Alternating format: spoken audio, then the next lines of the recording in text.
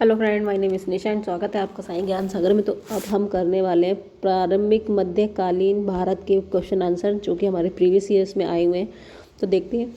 अल बरून द्वारा अरबी में लिखित किताब जिसे उस महाद्वीप का लेखा जोखा मिलता है का नाम है किताब अल हिंद। तराइन का युद्ध 1191 वर्ष में लड़ा गया था। तराइन का युद्ध पृथ्वीराज चौहान और मोहम्मद गौरी के बीच लड़ा गया था। 1192 ईस्वी में पृथ्वीराज थर्ड को पराजित करने वाला मोहम्मद गौरी अफगानिस्तान का शासक था। अल-बरूनी, फरहान, सुआन, जांग एंड इत्तिसिंग में से कौन सा भारत में एक चीनी तीर्थयात्री नहीं था? तो अल-बरूनी 1191 में सुल्तान मोहम्मद गौरी को पराजित करने वाला सबसे प्रसिद्ध चहवान और चौहान शासक पृथ्वीराज थर्ड था। उपमहाद्वीप का लेखक करने का कार्य गजनी के सुल्तान मोहम्मद द्वारा किस विद्वान को सौंपा गया? तो अल-बरूनी को। चाचानामा में कौन सी विजय के इतिहास का रिकॉर्ड है? तो अरबों द्वारा सिंध विजय।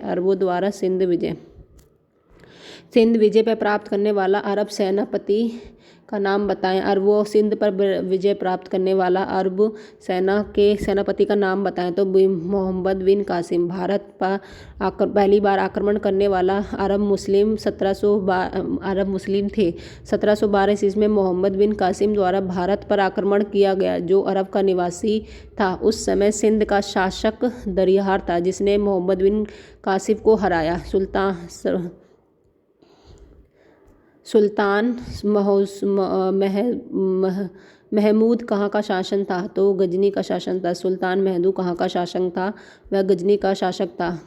मोहम्मद गजनवी यमीनी वंश का तुर्क सरदार गजनी का शासक सुबगूत गीत का पुत्र था। मोहम्मद गजनी ने भारत पर 17 बार आक्रमण किया। तराइन की दूसरी लड़ाई में पृथ्वीराज को किसने पराजित किया था? तो मोहम्मद गौरी ने।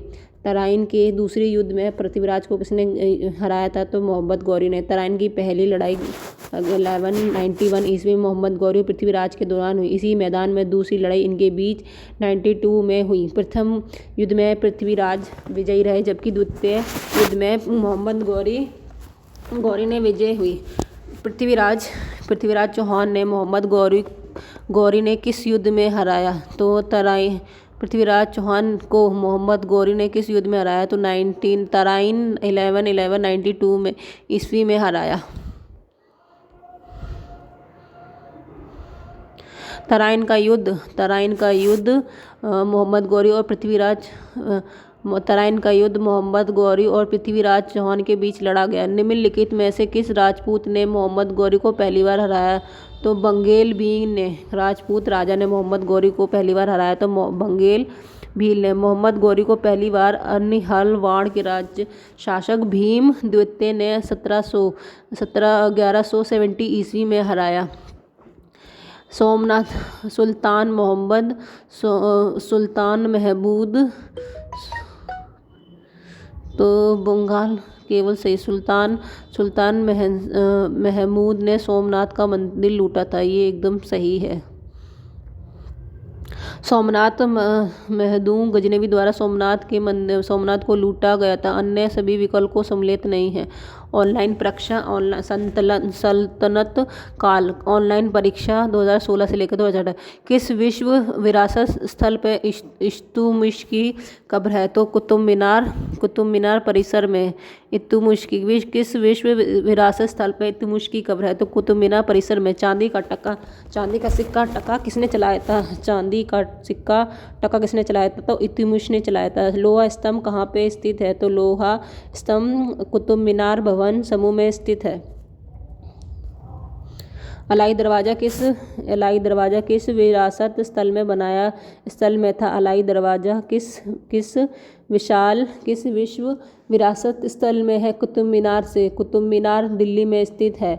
अलाउद्दीन खिलजी का पहला सैन्य अभियान गुजरात, रणथंभौर, देवगिरी, चित्तौड़ में किस क्षेत्र के विरुद्ध हुआ? तो रणथंभौर के। तैमूर ने किसके शासनकाल में भारत पर आक्रमण किया? नसरुद्दीन मोहम्मद शाह ने तैमूर के किसके शासनकाल में भारत पर आक्रमण किया? नसरुद्दीन मोहम्मद शाह ने। लैला मजनू, नूर सिपहर, आशिका, तूतीनामा में से कौन सी रचना अमीर खुसरो ने की नहीं है? तो तूतीनामा नहीं है। मीर हसन देवली निम्न में से किस दरबार में थी? तो अलाउद्दीन खिलजी के। मीर हसन देहलवी निम्न में से किस दरबार में थे? अलाउद्दीन खिलजी के। कुतुबिन ऐबक, गयासुद्दीन बलबन, शमदुद्दीन इल्तुतमिश तथा रजिया को अपने शासनकाल की अवधि के अनुसार सही क्रम में लिखो। कुतुब ऐबक, शमसुद्दीन इल्तुतमिश, रजिया, गयासुद्दीन बलबन। रजिया सुल्तान किस शासक की पुत्री थी? तो रजिया सुल्तान शमसुद्दीन इल्तुतमिश की बेटी थी। किसने कहा हुनर दूर अस्त, दिल्ली अभी दूर है? तो निजामुद्दीन औलिया ने।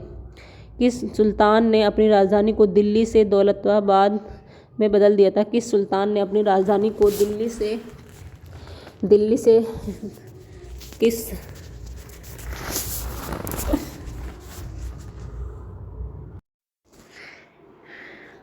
किस सुल्तान ने अपनी राजधानी को दिल्ली से दौलताबाद में बदल दिया था? तो मोहम्मद तुगलक ने 14वीं सदी का यात्री इब्न बतूता किस जगह से भारत आया था? तो ये मोरक्को से आया था।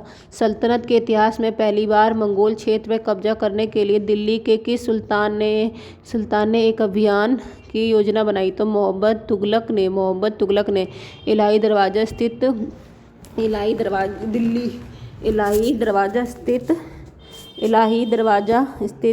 दिल्ली स्थित कुब्बत उल इस्लाम मस्जिद के प्रशंसक के लिए एक प्रवेश द्वार था। इलाही दरवाजा दिल्ली स्थित कुब्बत उल इस्लाम मस्जिद के प्रगड़ के लिए एक प्रवेश द्वार था। तुगलक राजवंश, लोधी राजवंश, सैयद खिलजी वंश को अपने शासनकाल की अवधि में करें। तो खिलजी वंश, तुगलक वंश, सैयद वंश एंड लोधी वंश। चेंग यान के नेतृत्व में मंगोल ने 1219 ईस्वी में उत्तर पूर्वी ईरान में ट्रांसअक्सियाना पर हमला किया। चौंगेन खान के नेतृत्व में मंगोलों ने 1219 ईस्वी में उत्तर पूर्वी ईरान में ट्रांसअक्सियाना पर हमला किया। अलाउद्दीन खिलजी ने खराज, कुनकुत, हरित और ज़कात से किस की शुरुआत की? तो घरी की। हौज खास किला किस भारतीय शहर में स्थित है? हौज खास किला दिल्ली में है। पोलो और चौगान खेलते समय किस सुल्तान की मृत्यु हो गई थी? तो कुतुबुद्दीन ऐबक की। प्रसिद्ध कवि अमीर खुसरो, अलाउद्दीन खिलजी, गयासुद्दीन तुगलक, इल्तुतमिश और जलालुद्दीन खिलजी में से किस को छोड़कर बाकी सबके समकालिक हैं? इल्तुतमिश। अमीर खुसरो कौन है? अमीर खुसरो एक कवि है। खिरजा खान ने कौन से राजवंश का प्रारंभ किया था? खिरज खान ने कौन से राजवंश का प्रारंभ किया था? तो सैयद का किया था। दिल्ली सल्तनत की राजकीय भाषा क्या है? फ्रांसीसी। दिल्ली सल्तनत की राजकीय भाषा फ्रांसीसी है। कुतुब मीनार के पास स्थित मेहरौली पिलर प्राथमिक रूप से किस कारण प्रसिद्ध है? उत्कृष्ट गुणवत्ता के स्तूपात के लिए। दिल्ली सुल्तान का शासन कब आरंभ हुआ? दिल्ली सुल्तान का शासन 2006 ईस्वी में। दिल्ली सल्तनत का शासन 1206 से शुरू हुआ। इस वर्ष मोहम्मद गौरी की मृत्यु के पश्चात कुतुबुद्दीन ऐबक का औपचारिक राज्यारोहण लाहौर में किया गया। यह दिल्ली का पहला तुर्क शासक था। इसे भारत में तुर्की राज्य और दिल्ली सल्तनत का संपादक माना जाता है। निम्नलिखित में से किसी दिल्ली के सल्तनत पर राज्य नहीं किया? गुलाम वंश, सैयद वंश, खिलजी वंश। तो गौरी वंश ने नहीं किया।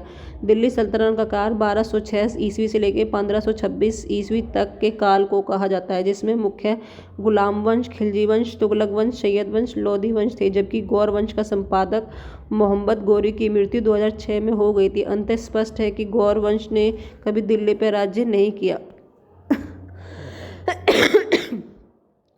2.5 दिन का झोपड़ा किसने बनवाया था? तो 2.5 दिन का झोपड़ा कुतुबुद्दीन ऐबक ने बनवाया था। अजमेर में 2.5 दिन का झोपड़ा नामक मस्जिद कुतुबुद्दीन ऐबक ने बनवाया। यह संस्कृत विद्यालय के स्थान पर बनाया गया। कुतुबुद्दीन ऐबक द्वारा बनाई गई अन्य इमारतें कुतुब उल इस्लाम व कुतुब मीनार थीं।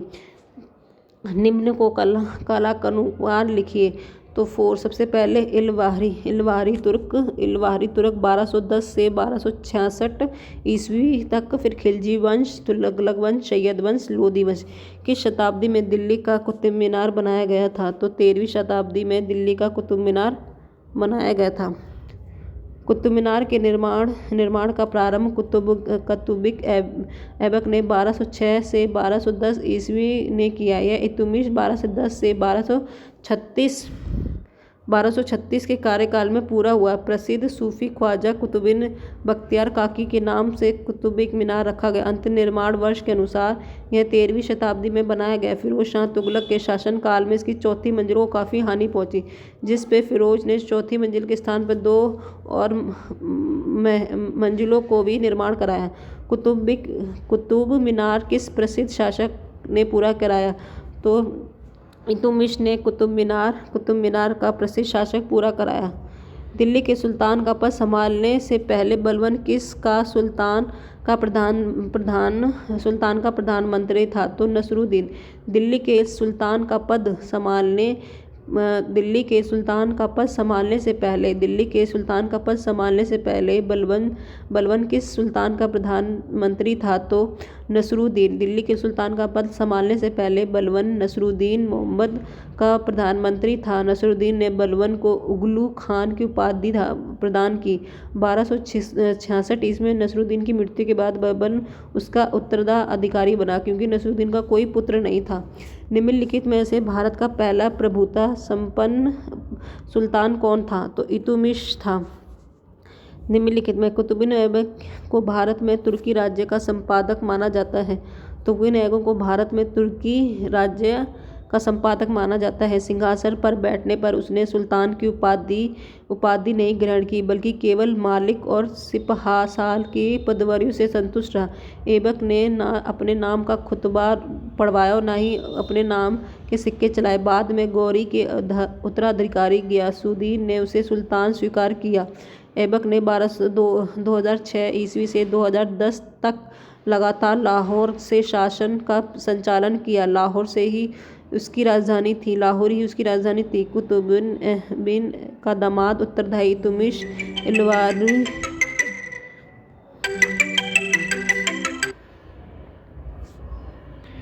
ऐबक शासन के संचालन के लाहौर से उसकी राजधानी थी। कुतुबुद्दीन का दामाद व उत्तराधिकारी इल्तुतमिश इलवारी तुर्क था। इल्तुतमिश की दिल्ली सल्तनत का वास्तविक संपादक था। इस प्रकार दिल्ली का पहला प्रभुता संपन्न सुल्तान इल्तुतमिश था। दिल्ली सल्तनत का उद्धारक कौन था? तो इल्तुतमिश था। दिल्ली सल्तनत का उद्धारक इल्तुतमिश था। दिल्ली सल्तनत का उद्धारक इल्तुतमिश को माना जाता है। हालांकि सल्तनत का प्रथम शासक कुतुबुद्दीन ऐबक था, किंतु दिल्ली सल्तनत का वास्तविक स्थापक इल्तुतमिश 2010 से 2036 ईस्वी था। क्योंकि दिल्ली सल्तनत का शाही संचालन के प्रमुख अंगों का इक्ता प्रणाली, सैन्य व्यवस्था, मुद्रा प्रणाली को सुव्यवस्थित करने का श्रेय इल्तुतमिश को दिया जाता है। इसके साथ ही इल्तुतमिश ने ही सर्वप्रथम लाहौर के स्थान पर दिल्ली को अपनी राजधानी बनाया। निजामी के अनुसार इल्तुतमिश ने दिल्ली सल्तनत को एक व्यक्तित्व, एक पद, एक प्रेरणा शक्ति, एक दीक्षा, एक शासन व्यवस्था और शासक वर्ग प्रदान किया है। नियमित मुद्रा जारी करने वाला और दिल्ली को अपने साम्राज्य की राजधानी घोषित करने वाला दिल्ली का प्रथम सुल्तान कौन था? तो इल्तुतमिश था।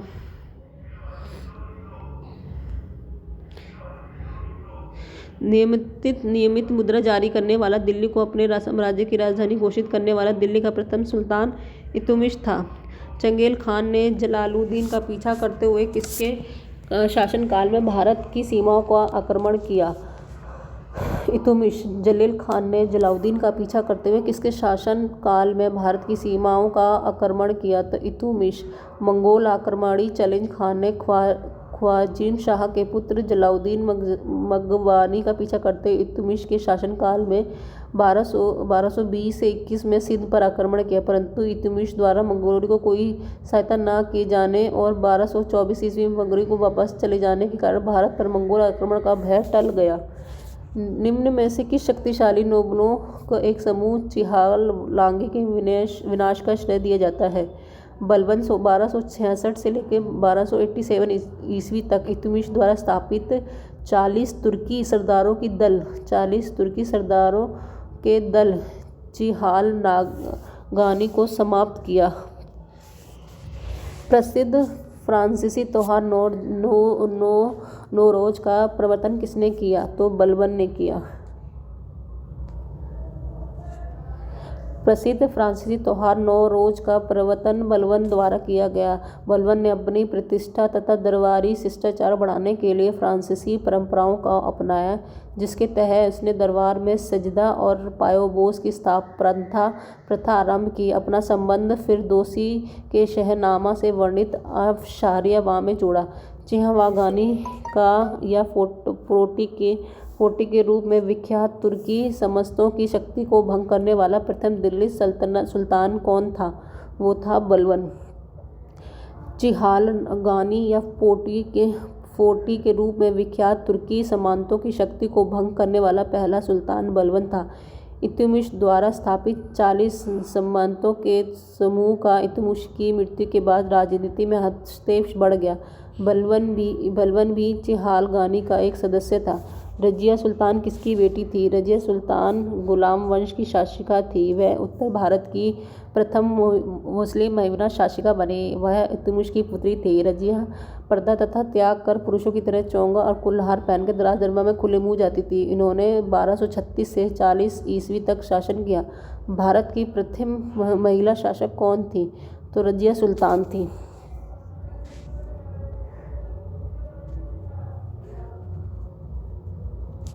वह दो वंश के कौन थे जिन्होंने खिलजी शासकों को तत्काल पहले और बाद में शासन किया? खिलजी वंश की स्थापना शासकों का टाइम 1290 से 320 ईस्वी था। इससे पहले गुलाम वंश 1206 से 1290 ईस्वी तक थे। खिलजी वंश के बाद तुगलक वंश 1320 से लेकर 1412 ईस्वी का शासन किया। दिल्ली के खिलजी सुल्तान कौन थे? दिल्ली के खिलजी सुल्तान तुर्क थे। खिलजी मुख्यतः तुर्क थे, परंतु अफगानिस्तान के दीर्घकाल तक रहने के कारण उन्हें उस देश की आदत और रीति रिवाज को अपना लिया था। उनमें से कुछ मोहम्मद गौरी, मोहम्मद गजनी के सैनिकों के रूप में भारत आए। मध्य एशिया और अफगानिस्तान में मंगोलों की उथल पुथल के फलस्वरूप इस जाति के अनेक लोग शरणार्थी के रूप में भारत आए। जातीय दृष्टि से खिलजी तुर्की थे। स्वयं को दूसरा सिकंदर ए शाही कहने वाला सुल्तान अलाउद्दीन खिलजी था। स्वयं को दूसरा सिकंदर और सिकंदर ए शाही कहलाने वाला दूसरा सुल्तान कौन था? अलाउद्दीन खिलजी स्वयं को दूसरा सिकंदर ए शाही कहता था। यह खिलजी वंश का सबसे योग्य शासक था। इसने यमीन उल खिलाफत नसीरी उल मोमिन की उपाधि ग्रहण की। सल्तनत वंश की विशालता सेना जिसका भुगतान सीधा राज्य द्वारा किया जाता बनवाई गई थी अलाउद्दीन खिलजी ने अपने शासन में सेना को नगद वेतन देना तथा स्थायी सेना रखने के साथ ही घोड़ा दागने और सैनिकों का हुलिया लिखने की प्रथा भी शुरू की। अलाउद्दीन खिलजी ने अपने शासनकाल में सेना को नगद वेतन देना, स्थायी सेना रखने के साथ ही घोड़ा दागने और सैनिकों को हुलिया लिखने की प्रथा शुरू की। दक्षिणी विजय करने का मिशन अलाउद्दीन खिलजी ने किस पर सौंपा? तो मलिक कफूर पर। मदुरई पांड्य राज की राजधानी थी। 1311 ईस्वी में दिल्ली के सुल्तान अलाउद्दीन खिलजी ने सेनापति के रूप में मलिक काफूर ने यहाँ पर आक्रमण किया, जहाँ पर शासक वीर पांड्य राजधानी छोड़कर भाग गया। मदुरई तक पहुँचने वाला मलिक काफूर दिल्ली का प्रथम सेनापति था। इसने देवगिरी, बरगल, काकतिया तथा मथुरा आदि राज्यों को विजित किया। बाजार विनिमय प्रणाली का आरंभ किसके द्वारा किया गया? तो बाजार विनिमय प्रणाली का आरंभ अलाउद्दीन खिलजी द्वारा किया गया। बाजार विनिमय प्रणाली अलाउद्दीन खिलजी द्वारा प्रारंभ की गई। अलाउद्दीन खिलजी के बाजार नियंत्रण की पूरी व्यवस्था दीवाने रियासत के नाम पर अधिकारी थी। वह सुल्तान कौन था जिसने खलीफा के अधिकार को मानने से इनकार कर दिया? तो अलाउद्दीन खिलजी। अलाउद्दीन खिलजी ने खलीफा के अधिकारों को मानने से इनकार कर दिया, जबकि कुतुबुद्दीन मुबारक खिलजी ने स्वयं को खलीफा घोषित किया। अलाउद्दीन खिलजी ने बचपन का नाम अली गुरशाह था। किसे भारत का तोता कहा जाता है? तो अमीर खुसरो को भारत का तोता कहा जाता है। भारत का तोता कहा जाता है। अमीर खुसरो को तोतिया हिंद भारत का तोता कहा जाता है। निम्नलिखित में से बलबन से अधिक गयासुद्दीन तक सभी सुल्तानों के संरक्षण का किसने उपभोग किया? तो अमीर खुसरो ने दिल्ली सल्तनत के शासक बलबन से लेकर गयासुद्दीन तुगलक तक सभी सुल्तानों का संरक्षण प्राप्त किया। 1253 ईस्वी में उत्तर प्रदेश की पाटलिया कस्बे में जन्मे अमीर खुसरो का मूल नाम अबुल हसन अमीर खुसरो था। किस कारण से मोहम्मद बिन तुगलक असफल व्यक्ति रहा?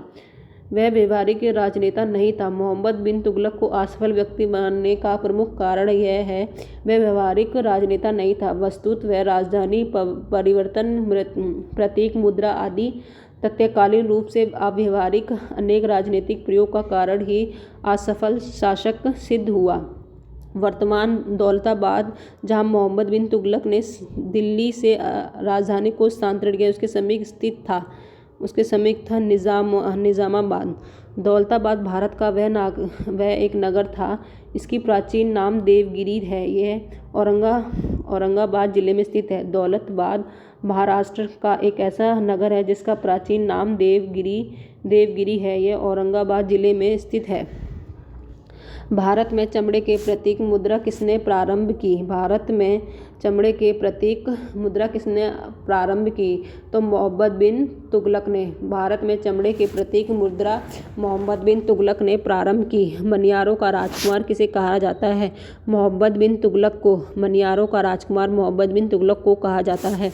ब्राह्मणों पर जजिया लगाने वाला दिल्ली सुल्तान कौन था? ब्राह्मणों पर जजिया लगाने वाला दिल्ली सल्तनत कौन था? तो फिरोज तुगलक। ब्राह्मणों पर जजिया लगाने वाला दिल्ली का सुल्तान फिरोज तुगलक था। उसने हिंदुओं को जिम्मी इस्लाम स्वीकार न करने वाला कहा। उल्लेखनीय यह है कि भारतीय उपमहाद्वीप में सर्वप्रथम जजिया कर लगाने का श्रेय मोहम्मद गौरी को है। तो इसका सही आंसर होगा फिरोज तुगलक। निम्नलिखित में से किस सुल्तान ने सती प्रथा को रोकने का प्रयास किया? तो सती प्रथा को रोकने का प्रयास करने वाला दिल्ली सल्तनत का सुल्तान मोहम्मद बिन तुगलक था। मोहम्मद बिन तुगलक ने सती प्रथा को रोकने का प्रयास किया। वह होली में भी हिस्सा लेता था। यात्री इब्न बतूता कहाँ का था? मोरक्को का था।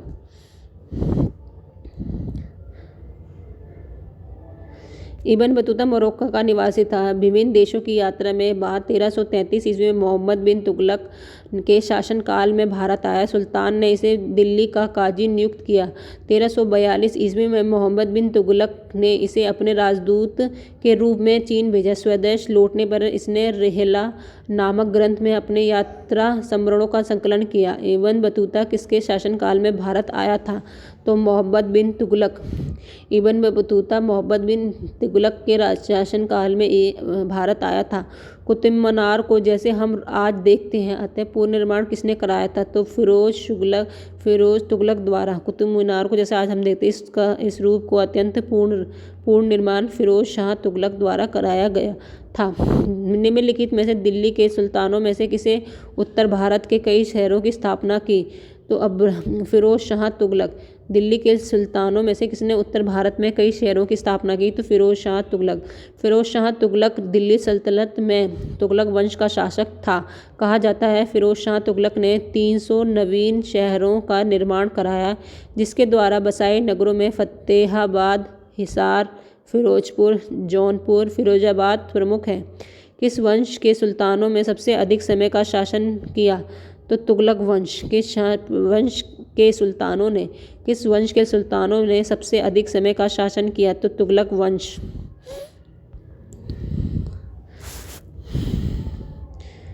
दास वंश 1206 से 1230 ईस्वी तक। दास वंश 1206 ईस्वी से किस वंश ने सुल्तान सबसे अधिक? तुगलक वंश ने शासन सबसे अधिक किया। तो दास वंश ने 1206 से 1290 ईस्वी तक किया, मतलब दास बोले तो। गुलाम वंश खिलजी वंश 1390 से लेकर 1320 ईस्वी तक किया। तुगलक वंश ने 1320 से 1414 ईस्वी तक किया। सैयद वंश ने 1414 ईस्वी से लेकर 1451 ईस्वी तक किया। लोधी वंश ने 1451 से लेकर 1426 ईस्वी तक शासन किया। नीचे दिए गए सुल्तानों को वंशों को कालानुवाद लिखिए। तो पहले हमारा आया गुलाम वंश, फिर आया खिलजी वंश, फिर आया तुगलक वंश, फिर आया सैयद वंश। भारत में तुगलक वंश के बाद कौन सा वंश शासन में आता है? तो भारत में तुगलक वंश के बाद सैयद वंश शासन कहलाता है। दिल्ली सल्तनत का शासन करने वाला चौथा वंश सैयद वंश था। इस वंश ने 1414 ईस्वी में 1451 ईस्वी तक शासन किया। इन्होंने तुगलक वंश के बाद राज्यों की स्थापना की। लोधी वंश का संपादक कौन था? तो लोधी वंश का संपादक बलोल लोधी था। लोधी वंश का संपादक बलोल लोधी 1451 ईस्वी से 1489 ईस्वी तक था। उसने सैयद वंश के अंतिम शासक अलाउद्दीन आलम शाह को अपदस्थ का दिल्ली का सिंहासन प्राप्त किया। दिल्ली सल्तनत का राज्यकाल कब समाप्त हुआ? तो दिल्ली सल्तनत का राज्यकाल कब समाप्त हुआ? तो 1526 में दिल्ली सल्तनत का राज्यकाल समाप्त हुआ। तराइन के युद्ध के पश्चात द्वितीय युद्ध के पश्चात मोहम्मद गौरी ने कुतुबुद्दीन ऐबक को भारतीय साम्राज्य का गवर्नर नियुक्त किया। गौरी के मृत्यु के बाद 1206 ईस्वी में दिल्ली सल्तनत की नींव पड़ी और फरगाना शासक बाबर व दिल्ली सल्तनत के सुल्तान इब्राहिम लोदी के 22 अप्रैल 1526 को पानीपत का युद्ध हुआ, और जिसमें बाबर की विजय के साथ दिल्ली सल्तनत का अंत हो गया और मुगल वंश का साम्राज्य स्थापित हुआ। दिल्ली सल्तनत का अंतिम वंश क्या था? तो दिल्ली सल्तनत का अंतिम वंश लोधी वंश था। निम्नलिखित में दिल्ली सल्तनत का अंतिम वंश लोधी वंश था। इस वंश का संपादक बलोल लोधी था, जबकि अंतिम शासक इब्राहिम लोधी था। लोधी वंश का स्थापक बलोल लोधी था और अंतिम शासक इब्राहिम लोधी था। शम्मो सिराजुद्दीन, इसको हमें मैच करना है। तो शम से सिराज आफिस, तारीख़ फिरोज शाही, जियाउद्दीन बरनी, फतह जहांसदारी, अमीर खुसरो, किसान उसदाद, आशिक, तुगलकनामा, इब्न बतूता, रिहाला।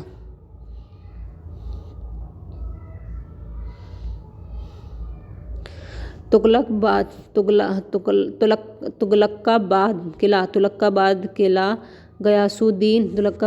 गयासुद्दीन ने बनवाया था। दिल्ली का लाल किला शाहजहां ने बनवाया था। दिल्ली का लाल किला शाहजहां ने बनवाया था। और 3 हौज खास अलाउद्दीन खिलजी ने बनवाया था। हौज खास अलाउद्दीन ने बनवाया था।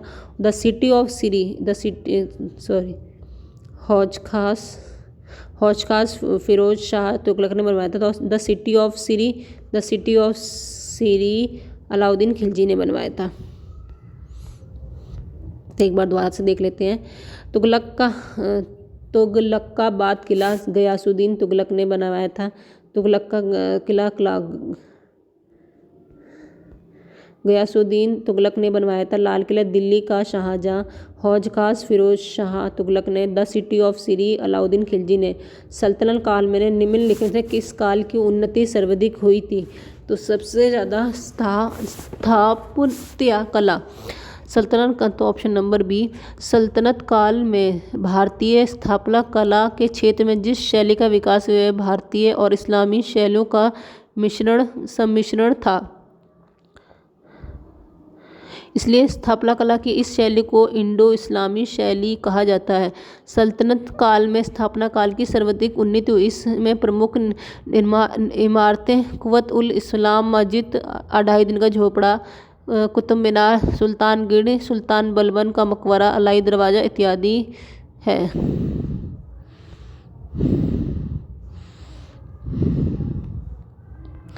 सूफी भक्ति और आंदोलन। सूफी भक्ति और आंदोलन।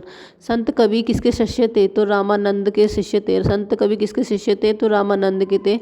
सिख धर्म की शताब्दी में स्थापित किया गया। सिख धर्म किस शताब्दी में स्थापित किया गया? तो 1515 से 16वीं शताब्दी में। सुर सतसाई, सुर सरावली, सत्य साहित्य लहरी। सुर सतसाई, सुर सरावली, साहित्य लहरी, सुर सागर कौन सा ग्रंथ सूरदास का नहीं है? तो सुर सतसाई जो है गुरदास का साहित्य नहीं है। संत रामानंद किस शाखा से संबंध है?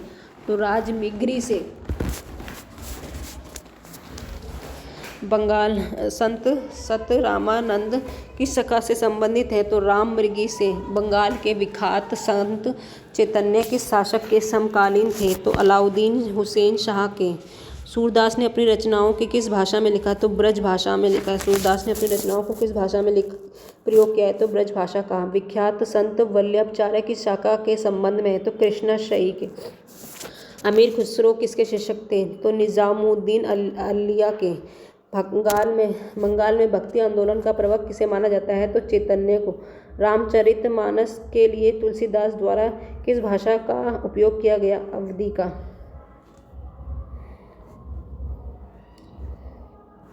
सूफी परंपरा में पीर का क्या आश्रय है? सूफी परंपरा में पीर का क्या आश्रय है?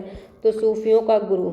सूफी परंपरा में पीर का आचार्य गुरु है तथा मुरीद के आचार्य अश्य शिष्य होता है। गुरु तथा पीर व उनके सदस्य मुरादों के बीच का संबंध सूफी पंथ का महत्वपूर्ण भाग है। सूफी आंदोलन मुख्यतः कहाँ से प्रारंभ हुआ? तो फारस से, पारसियों से।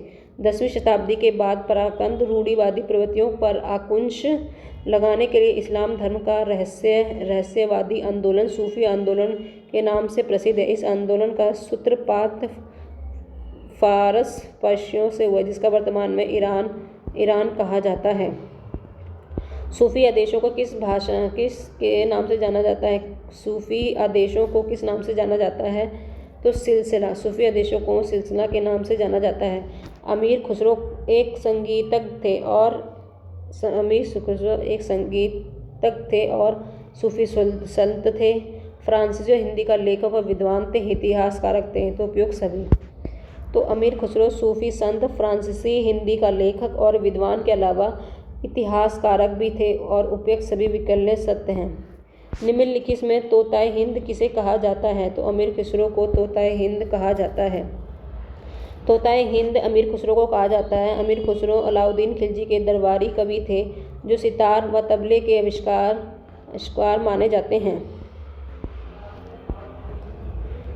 मैच करना है हमें। शंकरदेव एक शरण धर्म है। शंकरदेव एक शरण धर्म है। जगजीवन सतनामी है। लाल गलीन लाल वेग अलख नामी है। गोविंद प्रभु महाबुद्ध पद हमें मैच करना। शेख निजामुद्दीन औलिया चिश्तिया है। बहाउरुद्दीन जकीरिया सुरावर्दी है। मियाँ मीर कदरी है। अहमद सरहिंदी नक्शबंदी है। अलवेरा संतों का विवर्ग निम्नलिखित में किस आधुनिक राज्य में हुआ? तो तमिलनाडु में हुआ। पूर्व मध्यकाल में दक्षिण भारत के तमिलनाडु में भक्ति के 2 संत धारक अलवर और नायर का शायद संत का विकास हुआ। भक्ति प्रचारक शंकरदेव ने निम्न प्रादेशिक भाषाओं को किसका उपयोग करके उसे लोकप्रिय बनाया? तो आमिया। शंकरदेव असम के महानतम धार्मिक सुधारक थे। इनका उद्देश्य विष्णु तथा उनके अवतार कृष्ण के प्रति पूर्ण भक्ति का ध्यान केंद्रित करना था। उन्होंने असमिया भाषा का प्रयोग बहुतायत किया और इसे लोकप्रिय माना गया। शिवाजी के समसामयिक मराठा संत का नाम बताएं? तो ये थे संत तुकाराम।